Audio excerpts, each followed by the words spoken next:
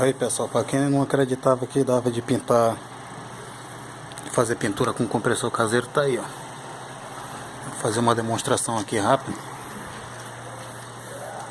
Vou pintar essa peça aqui é no salão de botar esmalte. Vou pintar ela aqui rapidinho.